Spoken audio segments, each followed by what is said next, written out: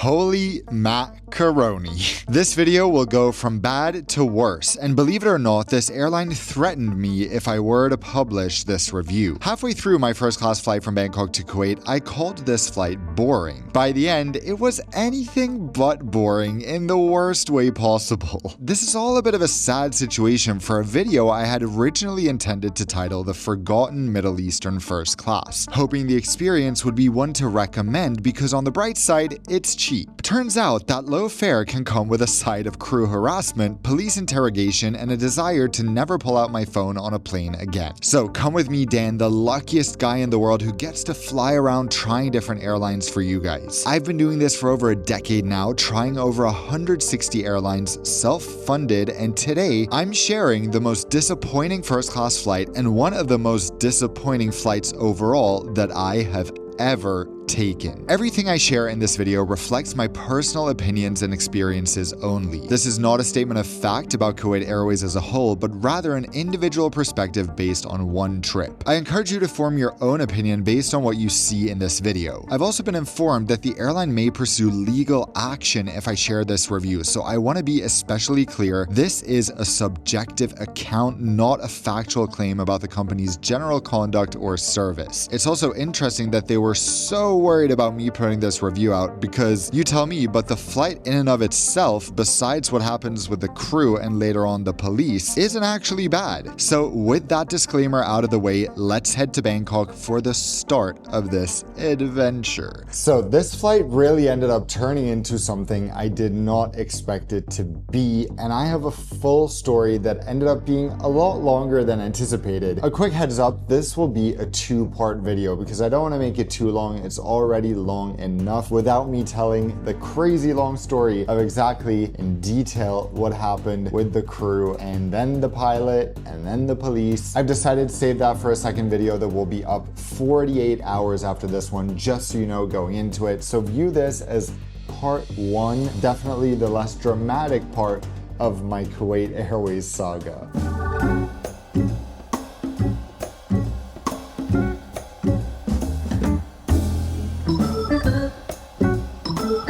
It's always sad to leave Thailand, but I'm pretty excited because I get to fly an airline that I literally have no idea what to expect from today. The irony of me phrasing it that way is too perfect. Pretty weird. Here at the gate, they went through everyone's luggage. Every passenger has to have their luggage searched, even though we've already been through security. If you know why that is, I'm presuming it's a Kuwait Airways thing, please let me know.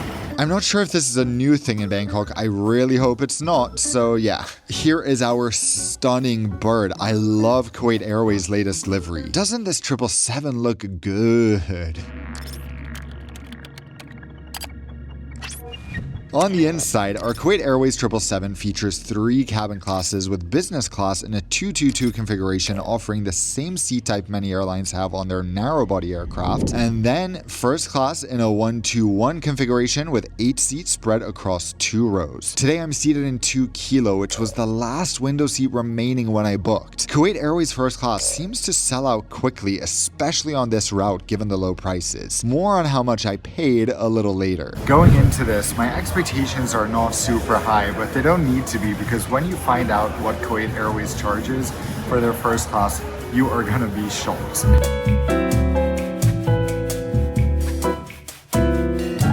So welcome on board Kuwait Airways' flagship aircraft. Let's start with a look at business class. That's enough of that. First class. This is lovely. In fact, these seats are so much bigger and more substantial than I expected, and I'm not being sarcastic about that. Somehow, I have the cabin to myself for a good 10 minutes before other first class passengers join, so in the meantime, I have time to record lots of footage to show you guys.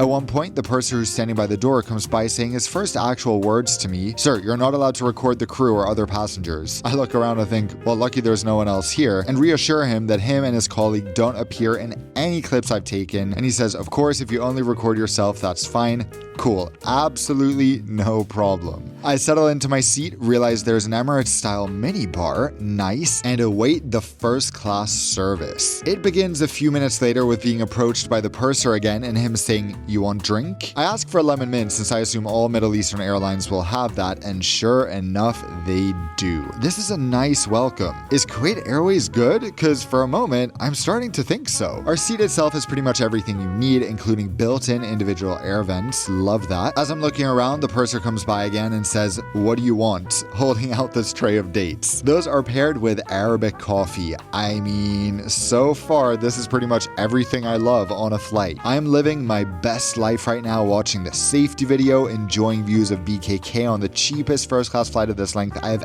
ever booked using cash instead of points.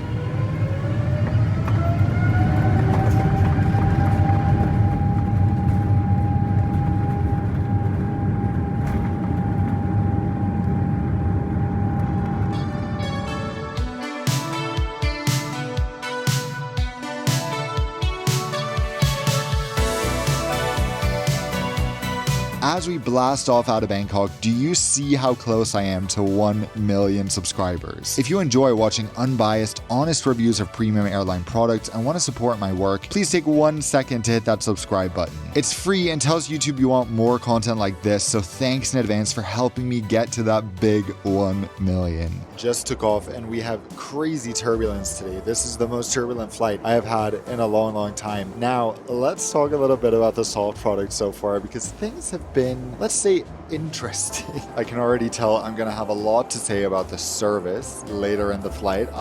So let's see if it can be saved somehow. But we have received our menus and our menu and amenity kit now. Here we have it. I actually forgot that Kuwait Airways is a dry airline. So when I saw the menu, I was like, wait a minute. But of course, that's not a huge problem for me. As long as there's lemon with mint, I'm happy, which they have. It's always surprising when you fly a dry airline and they don't invest in cool non-alcoholic drinks. Think Saudia, which has a very cool menu. This, however, I think is nice, at least the outside of the kit, but let's check out what's inside it. Now, I've never heard of the concept of a European medley outside the realms of Eurovision Song Contest before, so that sounds interesting. Imagine Loreen, Alexander Rybak, and Conchita Wurst all coming out at mealtime on Kuwait Airways. Now that is a European medley I can get behind. The drink menu reminds me that Kuwait Airways is dry, so there's no alcohol, and as you guys might know, I rarely drink, but even the non-alcoholic section reminds me of other quality airlines like Egypt Air or Uzbekistan Airways. Our amenity kit today is from Samsonite, obviously a nice brand for travelers that most people will be familiar with. The contents are an interesting mix and include a nail file, which I think we all hope no one actually uses on board, especially not in their seat, right? At this point, you might have seen the door is closed, creating a heavenly little cocoon. We even have our own closet in here. This is actually an above average first class seat considering when it was introduced. Our flight happens to be extremely bumpy today, which is a struggle for someone who likes to drink a lot and then needs to go to the toilet every 30 minutes, but eventually the sign goes off to my relief. As I enter the galley on my way to the lavatory, which is nice by the way, the lavatory, not necessarily the galley, I see the purser standing with a can of soda in his hand watching his colleague frantically prepare all 8 passengers' meals. The poor woman. I managed to get a shot of all the appetizers she's nicely preparing while I'm there. A little while later, the purser comes to my seat to see what I want to eat since they're serving all the meals, but actually ends up asking me, do you love the flight so far? Seems like someone might not have liked me seeing what I saw in the galley, huh? I say, yeah, it's nice, to be polite, and then he says, great, thank you, and walks away before turning back and saying, oh, by the way, you want food? Yes, I would love food on this 7-hour first-class flight, boss. So he says, you want 7-Up? I go, no thanks, but I'll have a lemon mint. I guess he just loves 7-Up or something. Now that I'm heading to the Middle East, I have a bit of a PSA for you if you're ever planning on transiting or visiting the Middle East. You might be surprised to find that in most countries in the region, services you're used to using like FaceTime, WhatsApp audio calls, all those types of things are blocked. You might also feel like you want a bit more privacy online so that the internet provider you're using doesn't see, for example, what questions you're asking Google while you're there. That is where today's video sponsor, NordVPN, comes in, the ultimate tool you need to keep you safe online. Not only does NordVPN unlock the ability to use things like FaceTime calls, Messenger audio, all those things, but they also hide your browsing so that no one can see it and they protect you from malware, viruses, phishing, and all that type of stuff with their threat protection feature. Better yet, NordVPN unlocks content from around the world on streaming platforms, so while you're traveling, you can keep watching the shows you're binging from at home. The bad news is that you can't download and sign up for NordVPN once you're in any of these countries, even if, let's say, you're transiting in the UAE or Doha. That means you need to download NordVPN today. Just download the app, it's free, and then you can sign up at a later point. But keep in mind, you can get a 30-day money-back guarantee and 4 months free on a heavily discounted 2-year plan if you sign up at nordvpn.com/nonstop10 or by scanning the QR code now or by clicking the link below in the description. So, meal is here. This is the mezze from the menu. This is my special meal appetizer, but it's pretty much very similar to the salad off the regular cart. I can show you that from the Galley. I got a little sneak peek of that. So let's dig in. Of course, this is Bangkok catering, I think. Keep that in mind.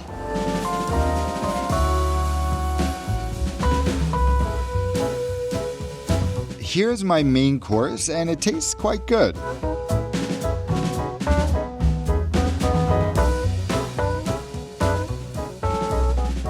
Next up, my dessert, a fruit plate that I enjoy with some tea. Not the biggest or most elaborate meal I've ever received in first class, but hey, the price also isn't what you'd expect to pay for first class, so I don't really have first class expectations. What is truly first class is bringing your own jackfruit from the terminal in Bangkok. Turns out my favorite fruit in the whole world even tastes as good at 35,000 feet. Good to know, and by the way, there was no smell from this jackfruit, luckily. So far, so good. Okay, meal's done. Here's the thing, guys. I really don't know what to say today or about this flight because obviously it's a lovely seat.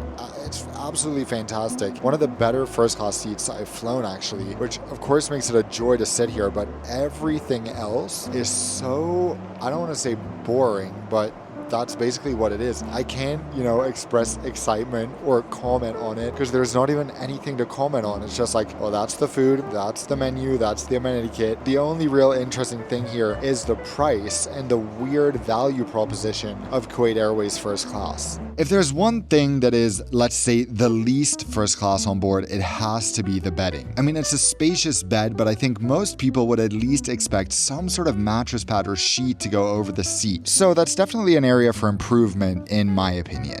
So I just made the bed. As you can see, there's really no bedding besides the blanket and one pillow, which I can't believe I'm saying this. American Airlines has more bedding in business class than Kuwait Airways has in first class, which is wild. And it made me think. I actually immediately texted my Kuwaiti friend. I said, how are you guys, being from one of the richest countries in the world, okay with this? And he said, well, all Kuwaitis like me just fly Qatar Airways instead. And I was like, okay, but wouldn't you prefer your national airline be like Qatar Airways? And I was like, no, because when we get to fly first to Doha, we get Al Safwa lounge access, the first class lounge. So we all prefer that anyway. And I was like, okay, interesting point.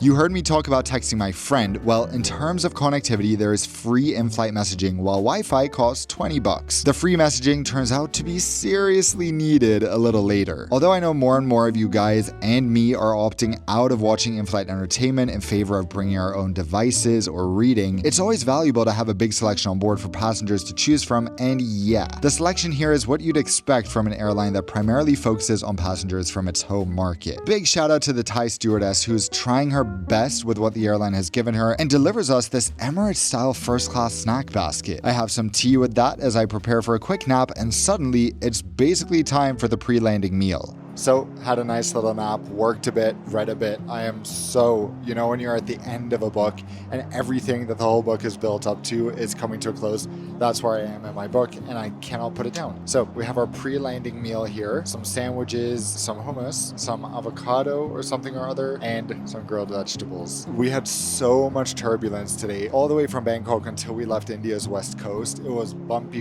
It wasn't like severe turbulence, but probably moderate for a lot of that time. So sleeping wasn't the easiest, but still, I just got to relax a bit, which felt great. Yeah, I'm excited to say all the stuff I have to say, but I don't really know how to say it, when to say it, so I'm gonna have to think about the best way to deliver this news. At this point, the SHIT has started to hit the fan, so to speak. another gourmet meal.